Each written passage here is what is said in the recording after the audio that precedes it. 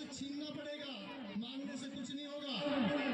हम लोग मांगने जाएंगे, जैसे अभी आपने बात किया कि टाक साहब से हम लोग निवेदन नहीं करना है, हमको ऐसे लोगों को आगे ला करके और छीनना पड़ेगा हमारा अधिकार, तब हमारा काम होगा, नहीं तो नहीं होने वाला। जैसे गुजर लोगों ने अपना बलिदान दे दिया, हमको बलिदान देना पड़ेगा, वो ताकत दिखाना पड़ेगा हमारे को। इसीलिए हम आपसे प्रार्थना करते हैं कि ऐसे मदन जी भाई साहब जैसे लीडर लोगों को तैयार करो और इनको पीछे होकर के आगे बढ़ाओ इनको, ताकि कि हम लोग हमारी सरकार से मांगे पूरी करवाए। हम भाइयों लोगों से यही प्रार्थना करते हैं कि जब तक बच्चे लोग शिक्षित नहीं होंगे तो आगे नहीं बढ़ेंगे। अभी इसके अंदर राजनीति वाले भी बहुत सारे आने का प्रयास करेंगे, कोई डॉक्टर बनेंगे, कोई इंजीनियर बनेंगे विदेशों में। अभी मैंने बहुत सारे बच्चों का एक्टिविटी देखा था, बहुत अच्छा लगा। तो जैसे बच्चों को आप शिक्षा दोगे वैसे बच्चे आगे बढ़ेंगे। लड़कियों का छात्रावास हर क्षेत्र में होना चाहिए, ये मेरा एक खास संदेश है।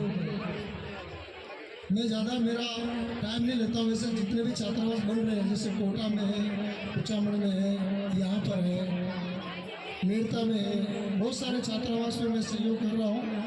मेरे से जो सहयोग होगा मैं आपके लिए हमेशा के लिए तत्पर हूँ। लेकिन आप लड़कियों का एक छात्रावास ज़रूर चालू करवाइए पूरा ऑल इंडिया लेवल पे। और मदन जी भाई साहब से बात करूँगा, मैं यही रिक्वेस्ट करता हूँ कि आप लड़कियों के लिए आप डिमांड करो छात्रावास की, और भूमि का डिमांड करो, हमको भूमि चाहिए। और छात्रावास का कोटा होता है सरकार के अंदर, बाकायदा आप डिमांड कर सकते हो। आपको हम पीछे आपके, आप आगे बढ़ो, हम साथ देंगे आपका। लेकिन आप जैसे लीडर की जरूरत है हमारे को। मदन जी भाई साहब ने राजनीतिक क्षेत्र में प्रजापति समाज की भूमिका की संभावनाओं के बारे में अपनी बातें रखी है। साथ ही अन्य वक्ताओं ने सामाजिक क्षेत्र में जो प्रयास किए जा सकते हैं उसके बारे में अपनी बात रखी। मेरा उद्बोधन शिक्षा के क्षेत्र से संबंधित होगा, क्योंकि वही एक फील्ड है जिसमें मेरी एक्सपर्टीज है और अन्य वक्ताओं ने उस फील्ड को थोड़ा कम टच किया है। तो मेरी एक नैतिक ड्यूटी और साथ ही मेरी एक शैक्षिक ड्यूटी भी है कि मैं आप लोगों को शिक्षा के क्षेत्र में जो भी रिसेंट डेवलपमेंट चल रहे हैं या जो भी समाज शिक्षा के क्षेत्र में कर सकता है उसके संभावनाओं से अवगत करूँ। लेकिन अवगत करवाने से पहले मैं एक स्टोरी सुनाना चाहूंगा आप सब लोगों को। उम्मीद करता हूँ आप सब लोगों को पसंद आएगी, काफी प्रेरणादायक है।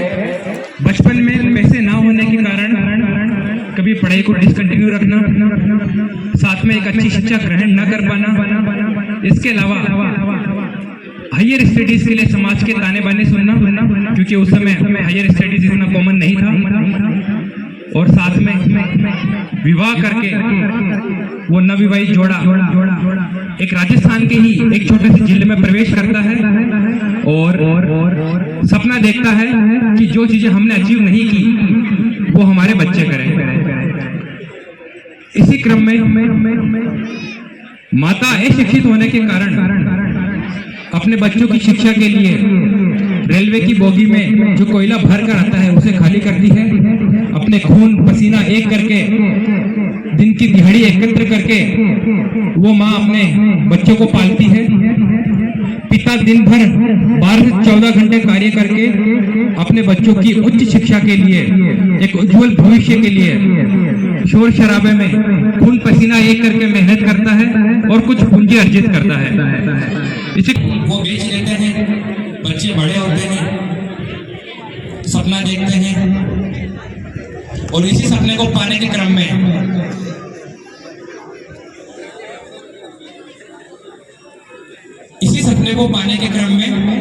अपने बच्चों का साथ देते हैं।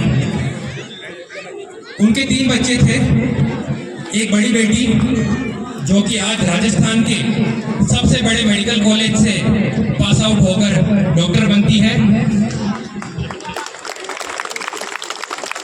उनका छोटा बेटा विश्व की सबसे सेकंड हाईएस्ट और सेकंड टफेस्ट एग्जाम को क्रैक करके आईआईटी जेई क्रैक करके आईआईटी धनबाद में एडमिशन लेता है। और उनकी सबसे छोटी सुपुत्री दिल्ली के सबसे बड़े कॉलेज में मेडिकल कॉलेज में एडमिशन लेकर, और जो उन्होंने बचपन में सपना देखा था कि डॉक्टर बन के समाज की सेवा की जाए और साथ ही समाज के युवतियों को, लड़कियों को प्रेरित किया जाए। इसी सपने को लेकर वो डॉक्टर बनती है। समाज सेवा का जो कीड़ा है वो नहीं रुका। मैंने और उनका जो बच्चा है वो मैं खुद स्वयं हूँ एवं मेरे माता पिता। काफी अच्छा लगता है कि आज मैं उनके लिए कुछ कर सका। मुझे किसी ने ये पूछा कि क्या आपको कभी किसी बात पे प्राउड फील होता है, तो मैं हमेशा मना ही करता हूँ। परंतु आज मुझे उस माता पे गर्व होता है जो रेलवे की बोगी खाली करके अपने बेटे को उसी जिले में रेलवे का सबसे बड़ा अधिकारी बनाती है।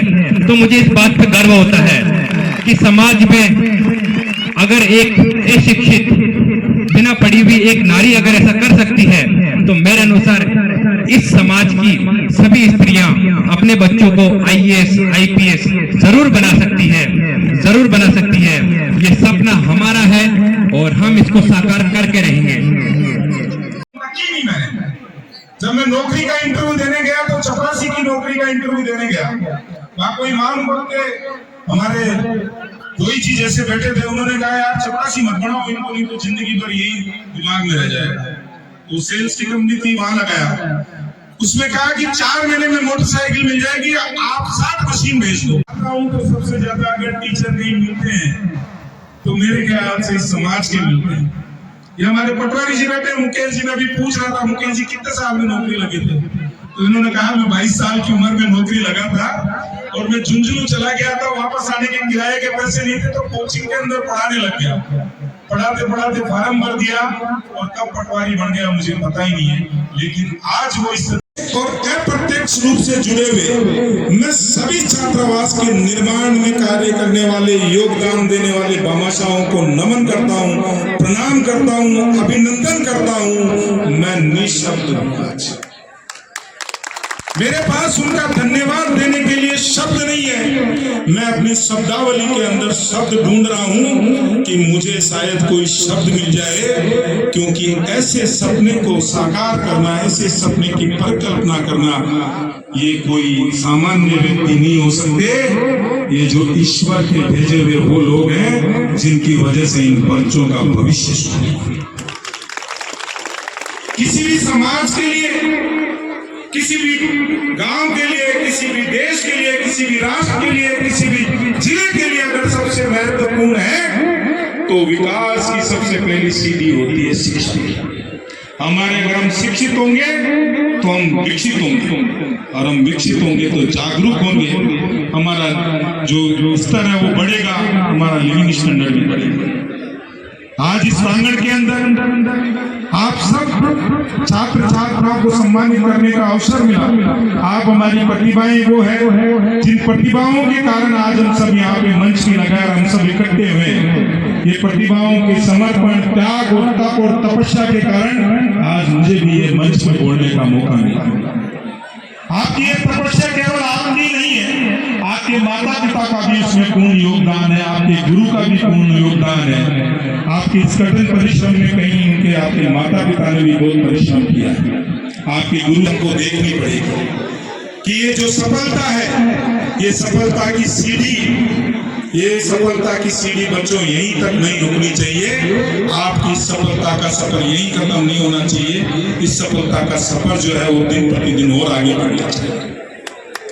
मैं चाहता हूं कि आज आप यहाँ से 10वीं पास करिए और उसी के लिए आपको कार्य करना है। इस जीवन में और इस धरती के ऊपर मैं समझता हूं कोई भी असंभव शब्द नहीं हो सकता।